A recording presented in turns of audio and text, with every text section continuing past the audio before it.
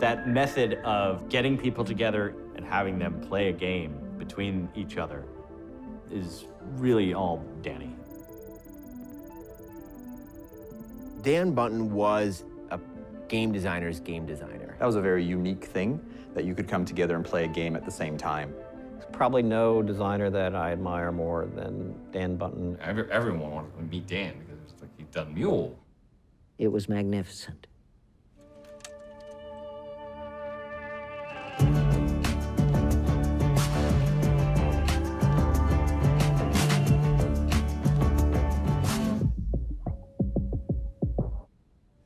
Mule was the greatest game design ever made. Mule is unlike any other game I can think of.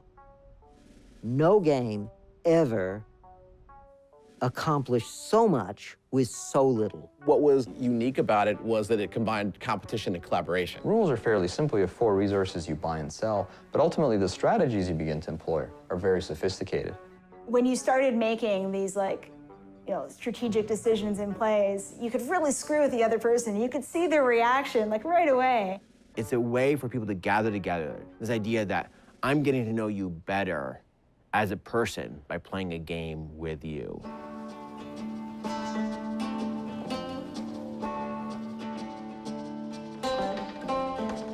Dad was a naturalist. We went to camps and hiked and did that kind of thing. He tried to instill that materialism wasn't important. It's an entertainment field, and it allows someone with the kind of technical background like I have to also get out and kind of stretch their wings a little bit. I would consider him an introvert. When he was in his home office, it was very quiet. He didn't ever have music or the TV on. It was always very silent. When the door was shut, that was his time. And after 5 o'clock, it was family time, and nothing would interrupt that.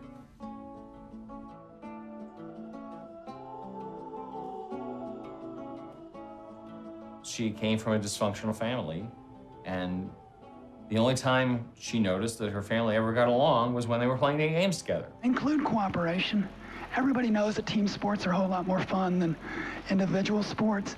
These games she made, which were mainly multiplayer, well, nearly all of them had a multiplayer component. These games she made were kind of an attempt to bring people together and a way to compensate for that.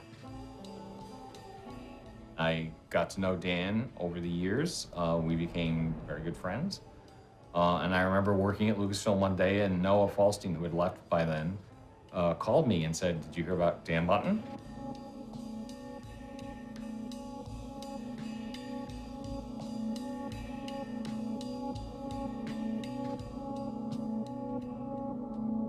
Dan was like this 6'4" slim dude with a beard who was always guzzling beers and talked with a Arkansas drawl.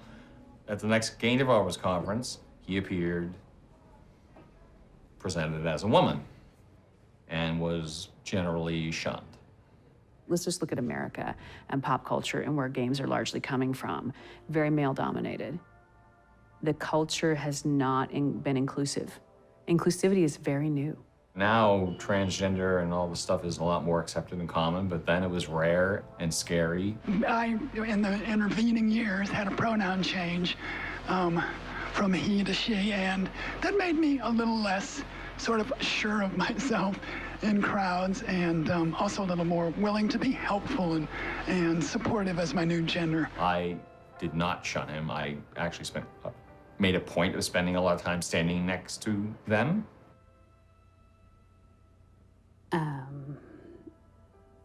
It's hard to explain. I was one of the accepting ones of the family.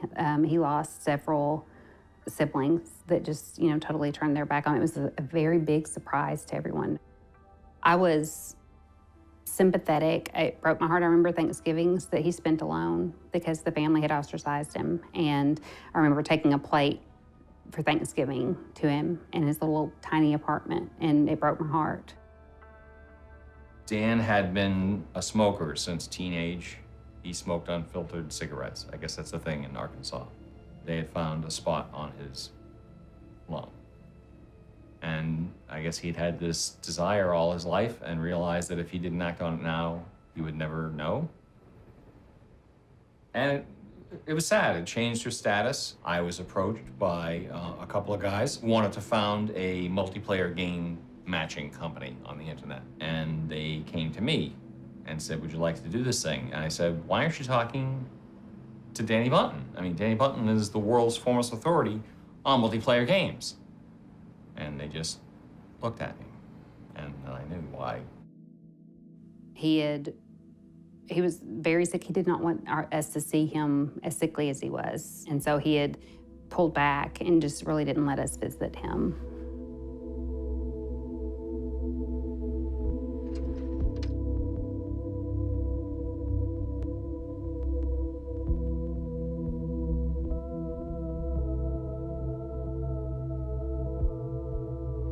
I followed that whole path with her. I was at her deathbed and told her that she would be very famous someday. I don't know if she heard me. They were giving her a lot of morphine at the end.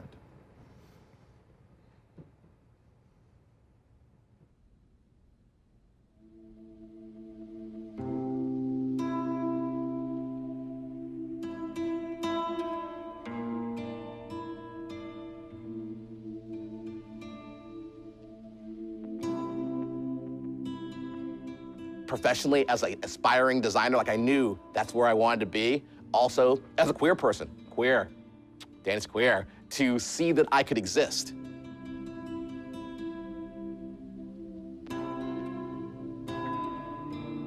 We have a lot of people that are so grateful that he was transgender and making a name for the video game industry as a transgender, but that wasn't his goal. That was a very personal decision for him, and it was regretted. So, you know, to say that was a huge triumph for transgender people, I just don't think that's a true statement. Dan Bunton is who created those games. As a family, my brothers and I, we refer to Dan Bunton as creating those games, and we don't mean to offend anyone, but we kind of stand firm in that.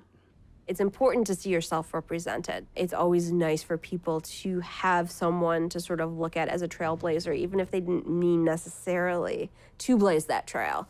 You know, she was still there, and she's someone that people can look to and recognize and say, yeah, she did that. Maybe I can do that too. Danny was living proudly who she was, right? She was on top of her game, right? To see that you could define yourself by your own greatness, right? Not by the labels that people put on you. She set the bar way up here, right? There is no ceiling. You can be as good as Danny Bunton if you put your mind to it. That's incredibly important.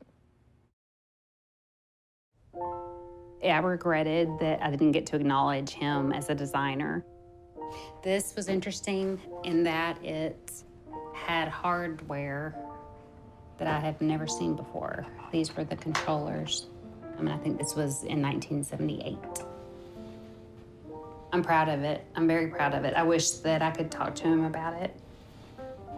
After he died, I was the oldest child, so we went to his apartment. I took all of his games and I put them in the attic of my home and didn't think anything about them.